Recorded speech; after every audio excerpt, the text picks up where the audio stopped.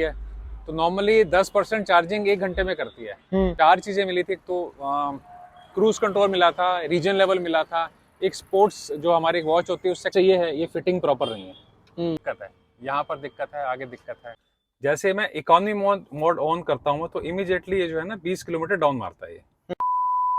तो हेलो भाई, आप चीजें देख पा रहे हो जैसे टाटा की गाड़ी है। तो आज हमारे पास है टाटा की जो सबसे चीपेस्ट नेक्सॉन आपको देखने को मिलती है, जो मतलब स्टार्टिंग रेंज है नेक्सॉन की, वो वाला मॉडल है। बहुत ज्यादा वैल्यू फॉर मनी है। जब बात करते हैं इसके कंपटीशन की, जो आपको एसयूवी स्टार्टिंग देखने को मिलती है ईवी में, नेक्सॉन है या फिर एक्सयूवी 400 है जो हार्डली में आई है, पर वो 20 लाख तक कॉस्ट आउट करती है। एंड नेक्सॉन का भी कुछ वेरिएंट आपको जो ईवी मैक्स है वो भी 20 लाख तक जाते हैं, पर ये नेक्सॉन ईवी प्राइम आपको देखने को मिलती है। ये आपको 14,50,000 एक्स शोरूम प्राइसिंग देखने को मिलती है। ऑन रोड दिल्ली की बात करेंगे तो 15.5 से आपको 16 लाख ऑन रोड कॉस्ट कर जाती है। तो आज इसका ओनरशिप रिव्यू लेने वाले हैं। ये हार्डली में परचेज की है, कुछ 5,000 किलोमीटर के आसपास ड्राइव कर दिया। तो सबसे पहले मिलते हैं इस गाड़ी के ओनर से। तो हेलो सर, कैसे हैं आप? बढ़िया, आप कैसे हो? बढ़िया सर। तो अब जैसे आप थोड़ा अपने गाड़ी के बारे में बताओ, जब आप गाड़ी प्लान करे थे आपका बजट क्या था और ईवी पे कैसे ट्रस्ट आ गया? मेरा बजट 10 लाख का था और मैं इससे पहले स्विफ्ट डिजायर डीजल चला रहा था। मेरे लिए फ्यूल इकॉनमी बहुत बड़ी चीज़ थी। तो मैं अब अगर हम सीएनजी की बात करें तो सीएनजी भी एक ऑप्शन थी मेरे पास कि सीएनजी हम लोग कर सकते हैं, बट मेरे को डिक्की के अंदर स्पेस चाहिए जिसमें अपने मैं सामानों का रख सकूँ मैं, क्योंकि सामान साथ में लेके चलते हैं तो डिक्की सारी खत्म हो जाती है। तो पेट्रोल महंगा हो गया है, सीएनजी के साथ डिक्की की ऑप्शन है, तो मेरे पास फिर एक ईवी ही बचता था। तो इसलिए मैंने बेस मॉडल लिया जो आज की डेट में चला रहा हूँ। मैं सेटिस्फाइड हूँ। तो मतलब आपको एक कॉस्ट एफिशिएंट गाड़ी चाहिए थी आपको रनिंग वाइज। तो आपके घर में और भी गाड़ी है या फिर आपकी एक सिंगल गाड़ी है? मेरी सिंगल गाड़ी है। तो आपको एक डाउट नहीं है कि एक ईवी गाड़ी को आप सिंगल गाड़ी बना रहे हो कि ऐसा आपको फ्यूचर में कोई प्रॉब्लम देखने को मिल सकती है? पहले सोचा था, बट जैसे जैसे अब टाइम बीतता जा रहा है कॉन्फिडेंस लेवल बढ़ता जा रहा है। अच्छा, तो अभी आपने परचेज कब करी थी? ये मैंने करी थी नवंबर के आसपास, मिड ऑफ नवंबर करी थी। Mid of November. और अब तक ड्राइव कितनी कर दी है? 5,500 कर चुका हूँ मैं। 5,500 आप ड्राइव कर चुके हैं। तो अब 5,500 में ना गाड़ी का कुछ पता लग जाता है, जैसे कि आपने चॉइस गलत करी थी या सही करी थी? मेरी चॉइस ठीक है। अभी भी आपको यही लगता है कि आपकी चॉइस ठीक है? ठीक है। एंड डेफिनेटली जब मैंने गाड़ी को फील करा, मैंने भी थोड़ी बहुत ड्राइव करी थी, जो पावर पंच मिल रहा था, अगर आप डीजल गाड़ी से कंपेयर करोगे, थोड़ा पावर पंच आपको इसमें इंस्टेंट तो देखने को मिलता है। एंड नॉइस का भी एक वो वाला फैक्टर होता है कि आपको बिल्कुल भी नॉइस देखने को नहीं मिल रही। तो अब जैसे आप प्रीवियस डीजल कार ओन करते थे, तो डीजल के बाद इसमें आपको चलाने में फील आ रही है? डीजल वाली फीलिंग तो नहीं है, बट जहाँ तक पिकअप की बात करें, पिकअप जो है डीजल वाली गाड़ी से ज्यादा बेटर है। तो मतलब आपने टॉप स्पीड कितनी चलाई है? जैसे इसमें 140 का लॉक आता है। मैंने 140 तक चला रखी है। 140 तक चला रखी है मोड में। स्पोर्ट्स मोड में। तो कितनी मतलब कितने सेकंड में पहुंच जाती है? मैंने सेकंड तो काउंट नहीं करे, बट मुझे लगता है कि 6-7 सेकंड 8 सेकंड में पहुंच जाती है। अच्छा। स्पोर्ट्स मोड में जल्दी पहुंचती है, जो ड्राइव मोड है उसमें थोड़ा टाइम लगता है। तो जैसे अब आपने ड्राइव कर लिया, तो अब आपको थोड़ा एक्सपीरियंस हो गया होगा कि इसकी चार्जिंग कैसे की, रेंज कौन सी कंडीशन में कैसी देगी, तो उसके बारे में थोड़ा डिस्क्राइब कर सकते हैं? चार्जिंग मैंने स्लो चार्जिंग में ले रखी है, क्योंकि नॉर्मली मैं शाम को आ जाता हूँ रात को, तो मेरे पास पूरी रात अवेलेबल होती है। तो नॉर्मली 10% चार्जिंग 1 घंटे में करती है। तो अगर 60% चार्जिंग मेरी खत्म हो चुकी है तो 6 घंटे इस हिसाब से वो मतलब फ्लिकर करती है। फास्ट चार्जिंग की जरूरत नहीं, क्योंकि 3 फेज मीटर की बात उन्होंने करे थे कि हैवी मीटर लगाना पड़ेगा, तो मुझे लगा ये बेटर है।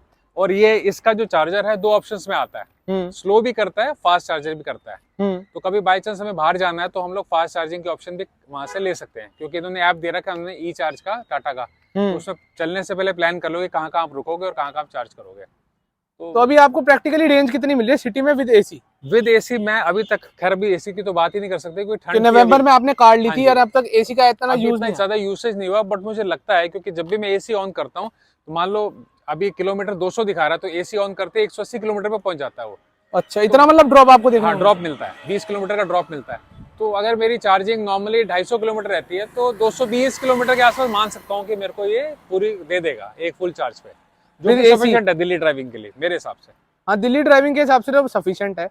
तो अब जैसे आपने कार परचेज करी है, थोड़ा लॉन्ग गए इस कार से, हाईवे और ऑल टूर करें आपने? अभी नहीं करा, बट मैं हाँ जैसे रोहतक जाता हूँ, मैं सोनीपत पानीपत जाता हूँ, वहाँ पे मेरा ओकेजनल वीक में एक बार चक्कर तो लगता है। तो मैं जब भी घर आता हूँ तो बैटरी सफिशिएंट इतनी होती है कि आराम से पहुंच जाता हूँ मैं, मुझे दिक्कत नहीं आती। एंड चार्जिंग टाइम का किस हिसाब से लेती है अगर आप स्लो चार्जर से कर रहे हैं तो? मैंने भी बताया कि 10% की चार्जिंग 1 घंटे में लेती है। अच्छा, तो आप इसके चार्जिंग रिलेटेड कुछ बता रहे थे, आपको प्रिकॉशन रखना पड़ता है? मैंने भी सुना है कि अर्थिंग रिलेटेड इश्यूज आते हैं अगर हम कहीं ऐसी जगह पे चार्जिंग करें जहाँ पे उनके पास अर्थिंग पॉइंट नहीं होता है। तो मैंने अपने आप ही एक 25 मीटर की तार बना रखी है 15 एम्पियर वाली।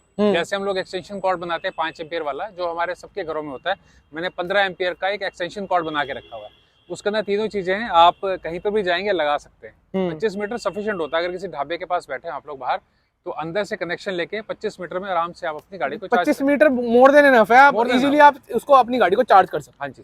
तो अब जैसे कि आपने हार्डली में बता रहे थे कि जैसे आपका टाटा की हॉस्पिटैलिटी कैसी लगी जब आपने गाड़ी की डिलीवरी ली है? ऑल हॉस्पिटैलिटी अच्छी है, सर्विस अच्छी है, मतलब बहुत केयरिंग है। अभी तक तो मैं जैसे मारुति में था तो वो बड़ा अनअवेयर से रहते थे, इनको कुछ पता नहीं होता था, बट छोटी छोटी चीजें जो हैं वो बात करते हैं, समझाते हैं। तो मुझे कंपैरेटिवली टाटा की सर्विसेज बेटर लगी। टाटा की मेरी सर्विस ये थर्ड कार है, दोनों पहले मेरी मारुति थी, मगर मेरे को इसमें लग रहा है कि मतलब जो जिस तरह से वो कर रहे हैं वो अच्छा कर रहे हैं इस समय। वही हार्डली में टाटा मोटर्स ने सर्विस में बहुत इंप्रूव करा है। पहले इनकी सर्विस रिलेटेड बहुत कंप्लेंट्स आती थी, पर जैसे जैसे धीरे धीरे टाटा मोटर्स गाड़ियों पे फोकस कर रहा है तो बहुत अच्छा सर्विस डेवलप कर रहा है। हाँ। जैसे ईवी कार है तो ईवी की सर्विसिंग का इन्होंने कुछ आपको एक्सप्लेन करा है? ईवी की सर्विसिंग मेरी एक हो चुकी है। उस 1000 किलोमीटर में जो सर्विसिंग कराई थी उन्होंने कुछ नहीं, एक सॉफ्टवेयर अपडेट किया था उन्होंने, और जस्ट वॉशिंग वगैरह करी थी, तेल वगैरह चेक किया था। सॉफ्टवेयर अपडेट में आपको क्या क्या मिल गया था?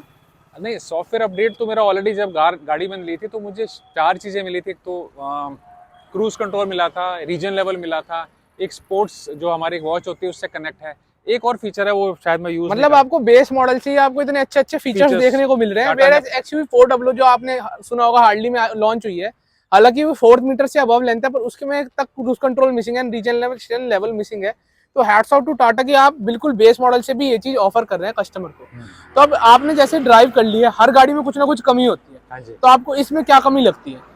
आप ड्राइविंग के हिसाब से पूछ रहे हैं या किसी ओवरऑल गाड़ी में आपको टोटल क्या कमी लगी टाटा से रिलेटेड, कोई भी आपको इशू लगता है तो? अंदर जो इसके पार्ट्स है ना, अच्छी तरह से फिट नहीं है।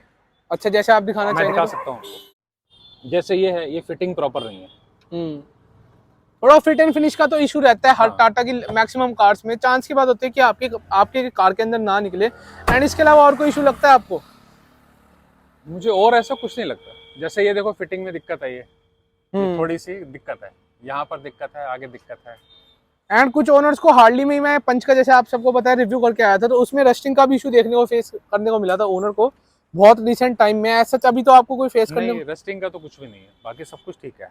बाकी सर आप कार से बिल्कुल ज़्यादा सेटिस्फाइड हो? हाँ, मैं सेटिस्फाइड हूँ। तो कुछ पॉजिटिव क्या लगता है जो आप चाहते हो कि ऑडियंस को पता लगे गाड़ी के बारे में?